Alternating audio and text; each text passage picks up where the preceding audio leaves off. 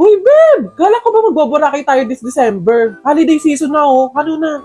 Babe, hampas lupa pa ako ngayon. Short nga ako, side na nga. Next time na lang.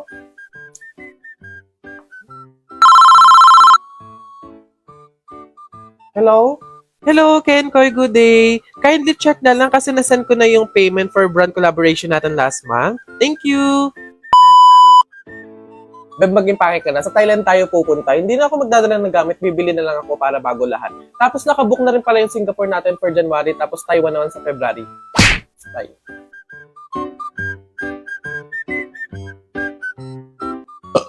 Babe, magkano ang bag ko sa food? Ay, ang OA! Ako na to! Ay, hindi. Okay lang. Mag-aambag ako. Ano ka ba?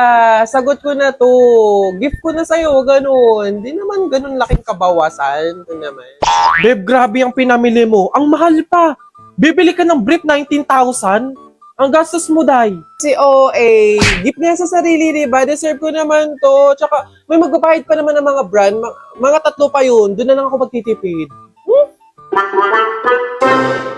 Guys, holiday na oh. Set naman tayo ng outing. Launang trip. Mga December 22. Feeling ko free naman ako that day. Check ko yung sa akin. Ang meet up sa terminal ng 5 a.m. Pustahan, hindi yun matutuloy. Subok na kayo ng panahon. Saksi ko mga plano yung drawing. Ikaw na lang mag-set ng outing. O ngayon na tayo umalis. Eh paano yung babaunin natin? Mga foods like chips, drinks, lalo na yung mga utensils. O paano yun? Meron akong katulong pagdating sa mga last minute ganap na ganyan. Sagot ako ng GrabMart sa preparation.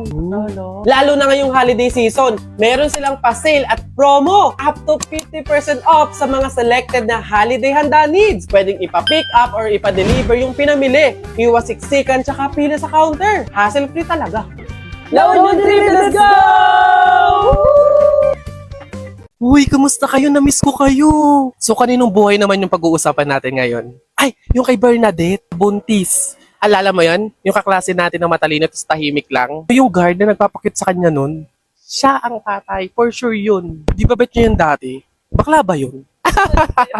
Hindi babe. Ang narinig ko talaga, sabi, nakipag-break siya sa jowa niya ngayon na mahal siya. Tapos bumalik siya dun sa ex niyang parang tubo. Meron akong bet dun sa kabilang table. Tignan mo, hindi daw nakapagtapos yun. After ng graduate, hindi na daw nagtrabaho, tambay lang daw yun sa kanila.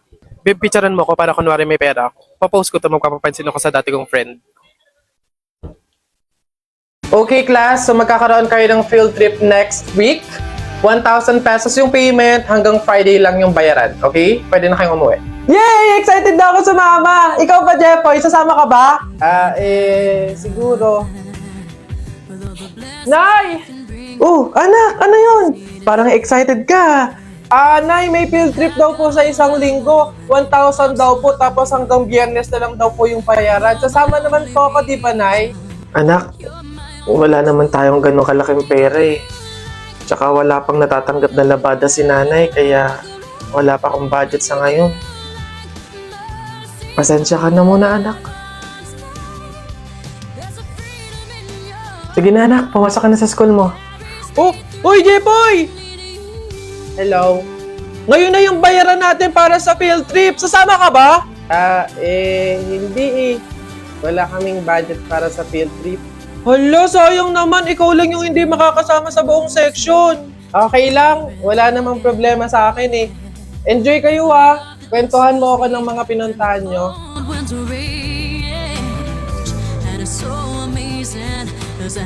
Okay class, so like what I said, hanggang ngayon lang yung payment para sa ating field trip.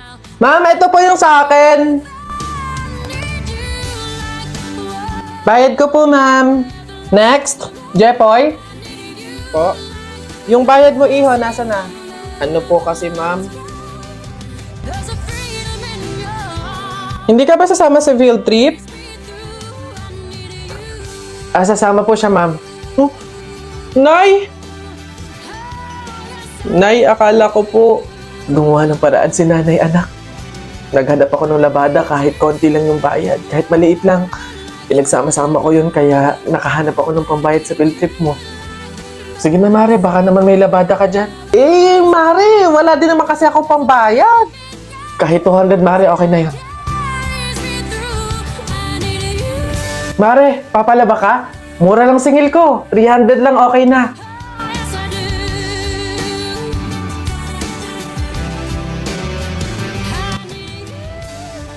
Sige na anak, eto magbayad ka na.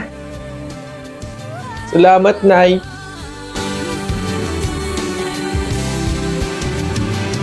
Anong lasa nun? Nesty plus kalamansi? Ulo.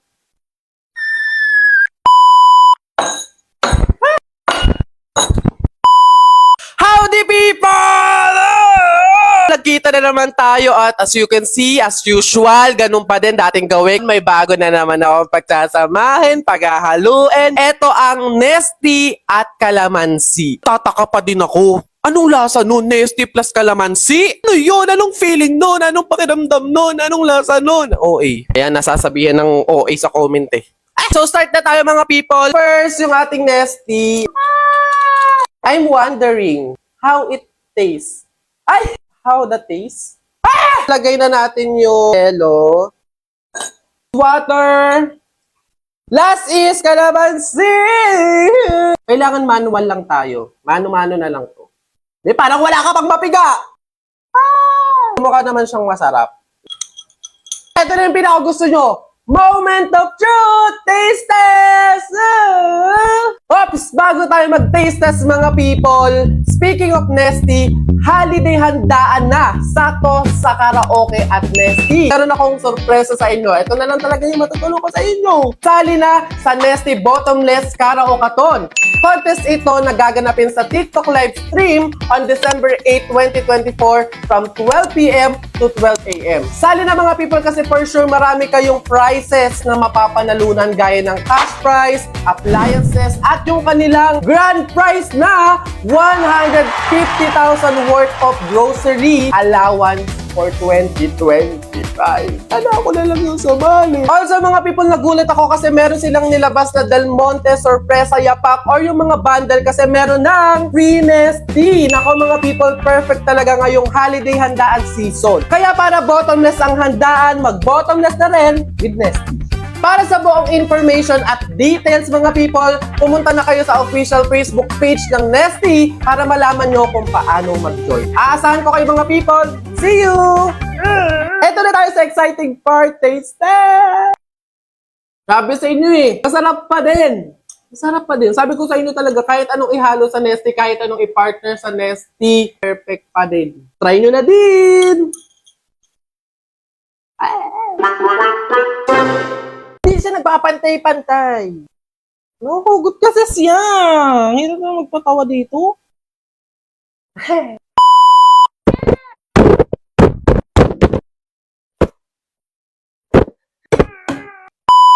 Howdy people! Tara po, samahan niyo ako mag-struggle sa paggawa ng graham. Una, pagsasamahin ko lang yung all-purpose cream tsaka yung condensed. Parang dati kasama ko lang magawa nito yung mga nanay natin, tapos makikinood ka, tapos makikipapa ka, makikidot-dot ka na. Tapos, ano ba? Mamaya ba yan? Ayan mga people, i-mix na natin. Gagamit ako ng makabagong teknolohiyang ito. First time ko gagamit nito. Pag ano no? Nahuhugot kasi siya. Hirap na magpatawa dito.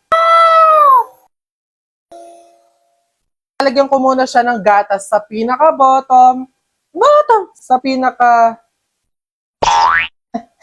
pinaka-sahig. Bago ko lagyan ng crackers, ilalagyan ko muna siya ng gatas. Ganyan, no? Patong-patungan na natin siya gaya ng rice terraces from Banak, Benguet. First layer.